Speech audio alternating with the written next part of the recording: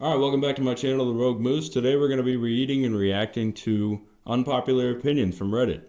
I don't use Reddit all that much. I do get some notifications. They tend to pique my interest, and I want to read a little bit about what's going on in people's lives. So I want to see what their unpopular opinions are. All right, starting off with the first one here. Going to the movies was better when there was no reserved seating. The reserved seating is better for the individual, but worse for society as a whole. Firstly, waiting in line for a good seat was a nice opportunity to catch up with your companion, without the added financial and time commitment of going to a multi-hour dinner or something similar. Also, you could see who was waiting in line with you, which meant you couldn't dehumanize your fellow moviegoers.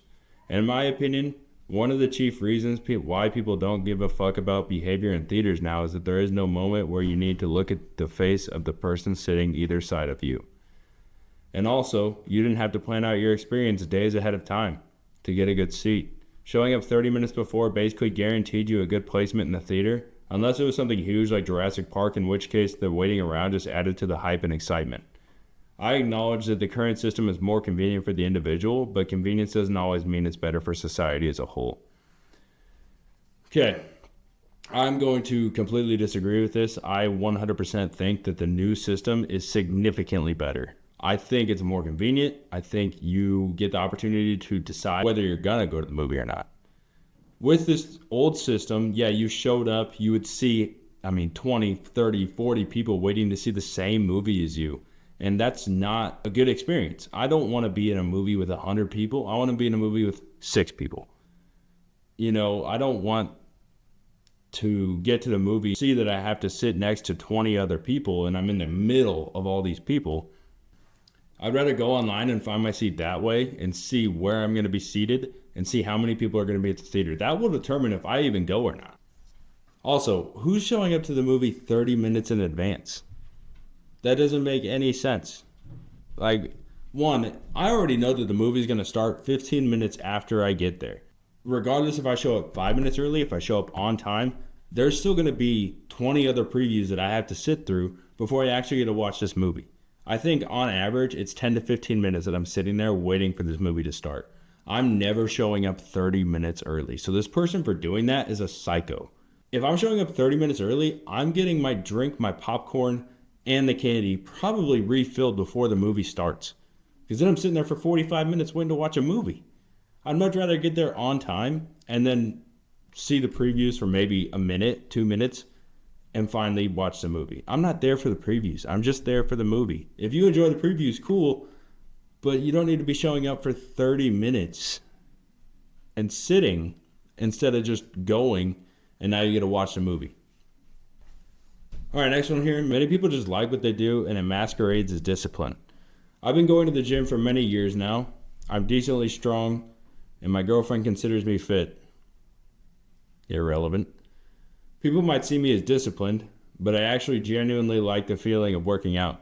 It gives me instant gratification. Thank fuck for that, because I probably couldn't be arsed otherwise. My closest friend has a PhD in physics. Incredibly sharp guy.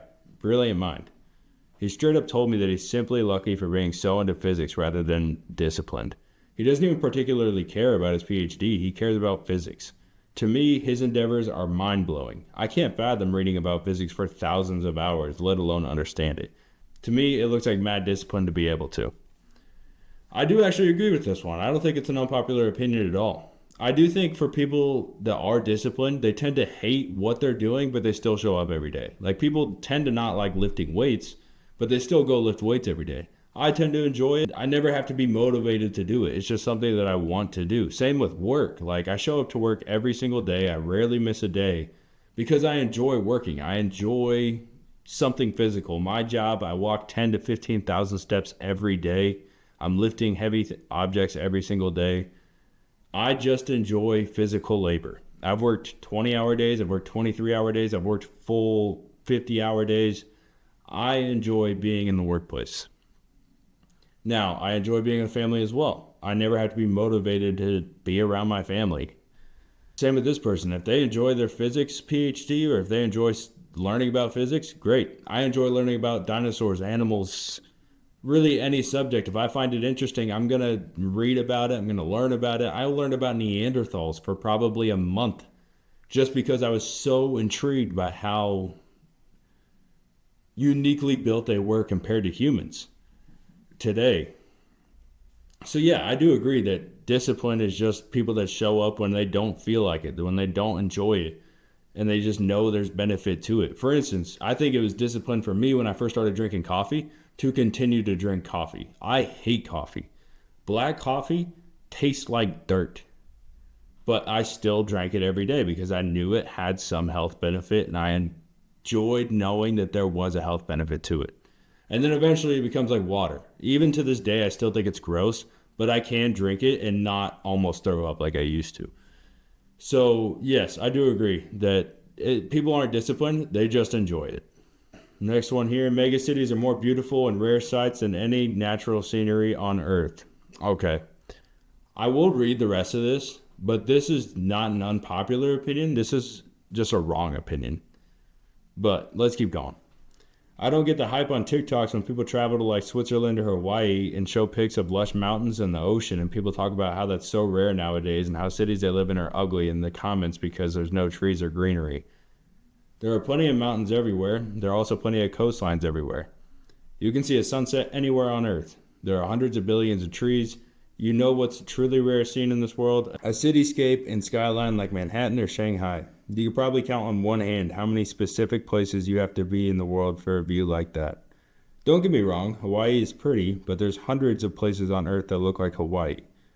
Same with Switzerland. Same with almost any natural beauty. What is truly rare, and in my opinion beautiful, is a densely packed concrete jungle. The view you get from standing in the middle of Times Square is truly one of one, whereas natural views are still beautiful but much more common. While natural views may be more common and obviously beautiful, cities are extremely common.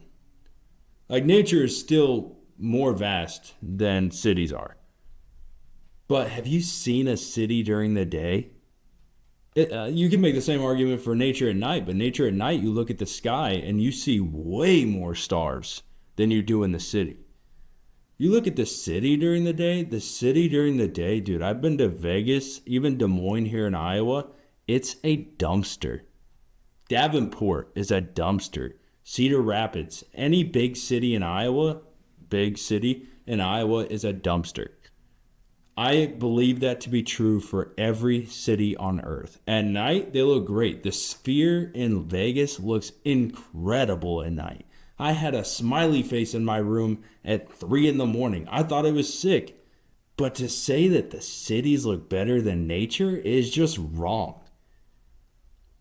It's not rare, and there's nothing appealing about it. You see New York City Times Square once, you'll never care to see it again. I guarantee it. Unless you had an amazing experience and something that you never could feel like you'd replicate again unless you did it again. You know what is rare? The Grand Canyon. Seeing a valley that's a mile wide, that there's really only one that exists like that. Mountains, dude. When I went to Utah, I went to an IKEA and there was a mountain behind the IKEA. That's rare. That's a cool sight. Me looking at concrete and glass and structures, it would be cool if it was still built the way they built it in London 300 years ago. But it's not. It's built modern and it looks like junk. This is just a wrong opinion, and you're not going to sway me one way or the other. You have your opinion, I have my opinion, and unfortunately your opinion's wrong. Next one, making your bed tidy in the morning is actually the most pointless and dumb task you do all day. People seem to be so obsessed about making your bed tidy in the morning. Well, I think it's just the most pointless task in the world. Hear me out. There's literally no point doing so because you're literally going to sleep on that same bed at night and the next morning it's going to be ruined anyways. Why do people still do it? How are you sleeping that you're ruining your bed? If I made my bed and my blanket is sitting the way I set it up that morning, it's going to move maybe 6 inches. Like I'm not going to pull it all the way over and it's not going to be wrapped around my body. I'm not going to have my arms stuck behind me like that as I'm sleeping. Like, you don't ruin your bed when you sleep in it, but let's keep reading. Now, the only scenario in which it makes sense is if you had guests coming over or friends, but how is that the one scenario that makes sense? Sorry, I don't want to keep interrupting this, but how is that the one scenario that makes sense? If I have friends coming over, they're not going to see my room. Is if you had guests coming over or friends, but if it's just you and your family at home all day, it makes no sense. But to make your bed in the morning when you could use that time to do other things like get ready faster. Okay, so there's quite a bit to unpack here. Making your bed takes about a minute. If you don't make your bed, getting in your bed takes about a minute. If you make your bed, getting into your bed takes about 2 seconds. So you save 58 seconds there getting ready for bed. If you really think that making your bed takes more than a minute, you have too many sheets, too many pillows, or you're just slow. So it's not the most pointless thing you could do. I do honestly think it sets you up for a better day. You setting up your bed to make it look good and make it look clean and tidy, you've already completed a task. It sets you off on a good note. So then when you move forward with your day, you can just keep completing tasks while in a better mood because you've already started on a good note. But if you just have to get out of bed and rush out of bed and get ready, you're not on a good note. You're panicking. You're stressed. Making your bed, I think just taking that little bit of time will set you up for a better day. So, again, I'm going to have to disagree with this one. What have I only agreed with one so far? First aid kit should have tampons.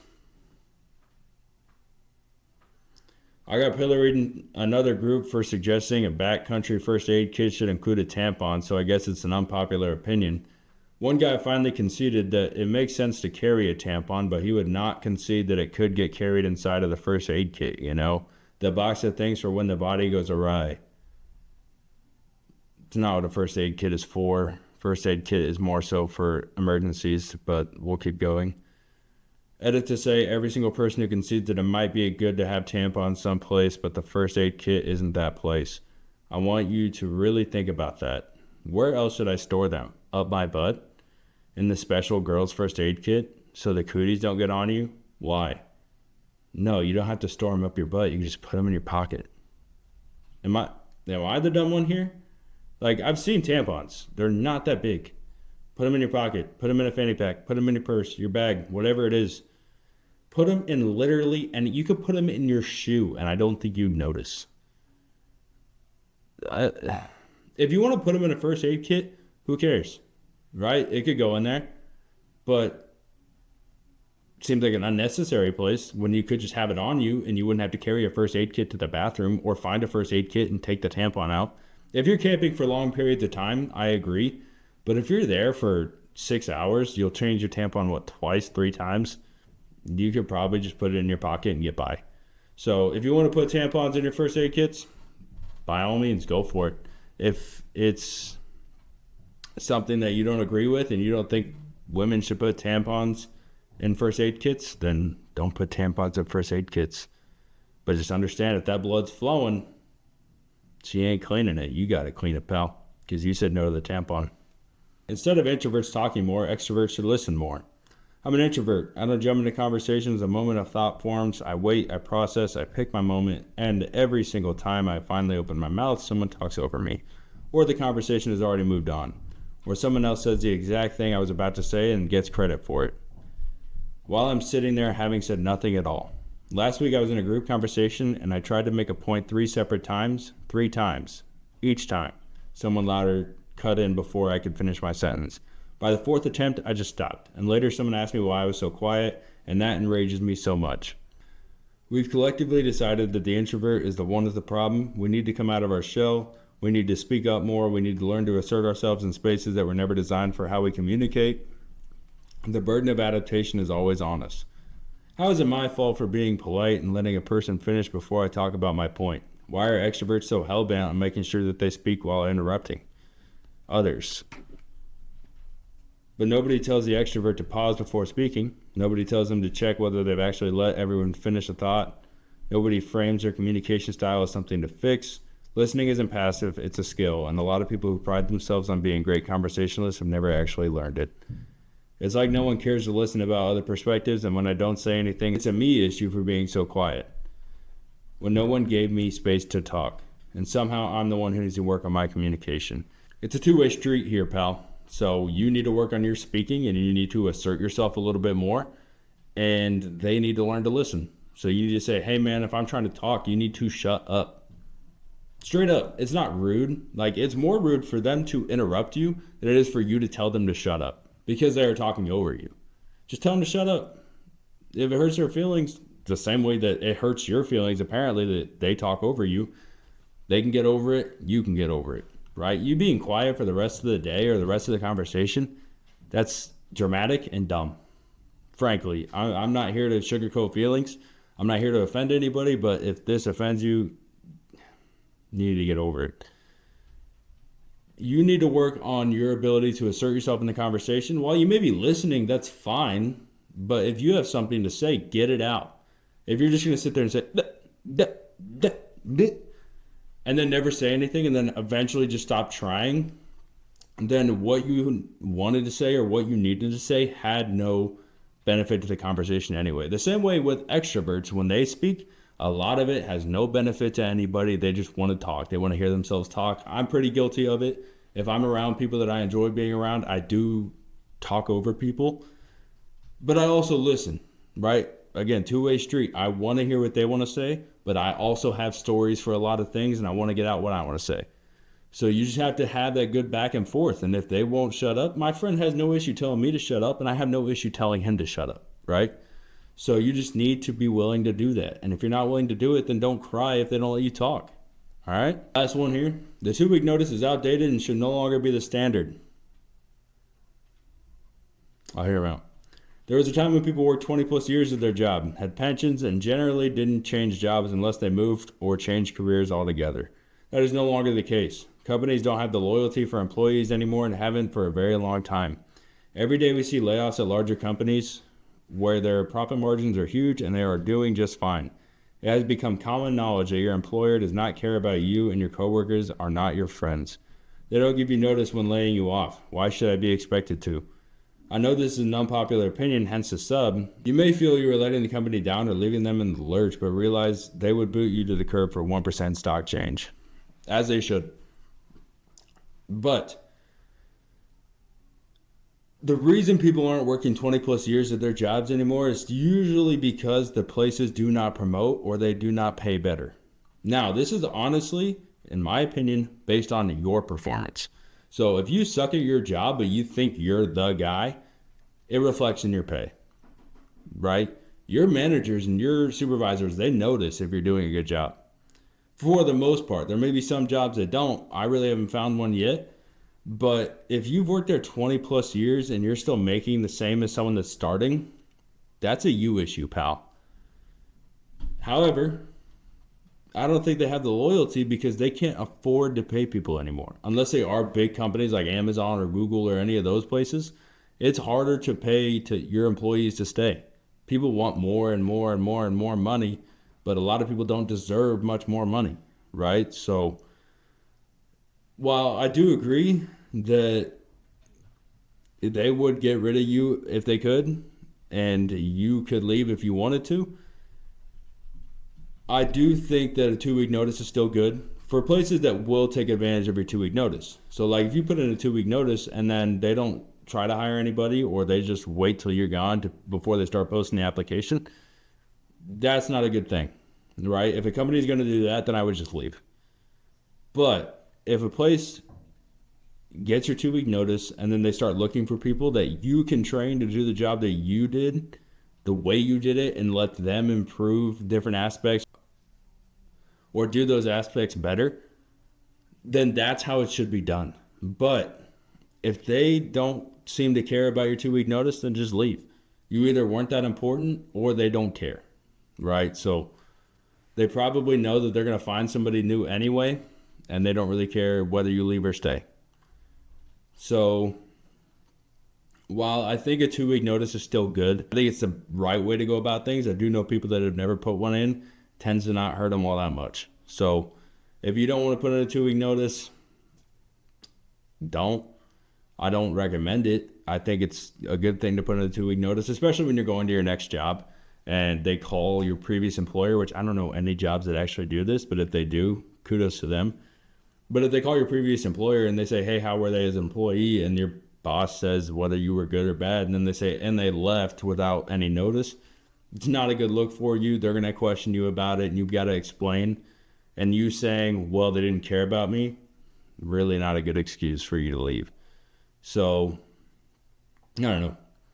I'm kind of back and forth on this one. I would say put in a 2-week notice still, just for people that are younger that may be watching this. They want to know what they should be doing. A 2-week notice is the best way to go. All right. Those were unpopular opinions on Reddit. Well, some I agreed with, very few I agreed with, and the rest were very unpopular, or that nature one, that one was wrong. But that's all for today's episode. How I'm going to break up these videos moving forward is Monday, Wednesday, Friday, I'll probably do gaming. I don't have a capture card yet, so I don't know if I'll be able to record my face. But once that capture card comes in, I will record my face a little bit more. But Monday, Wednesday, Friday, I'll do gaming. Tuesday, Thursday, I'll do videos like this. I do eventually want to do like a workplace Wednesday where you guys can actually come and see where I work and what I do and how intense or not intense my job is compared to yours, and if it's something you would enjoy doing. So, now I don't have a cool job by any means. I work in a warehouse. So, if you don't like that kind of stuff, then it ain't going to be for you. But I do think where I work is pretty interesting, and the people I work with are very interesting as well. But I do want to do that in the future. But for now, we're going to stick to Monday, Wednesday, Friday gaming. Tuesday, Thursday, we'll do videos like this. Tomorrow, I'm going to play more MLB The Show. And then Thursday, we'll do another Reddit thread probably, or a reaction video of some sort. But that is all. We'll see you next time.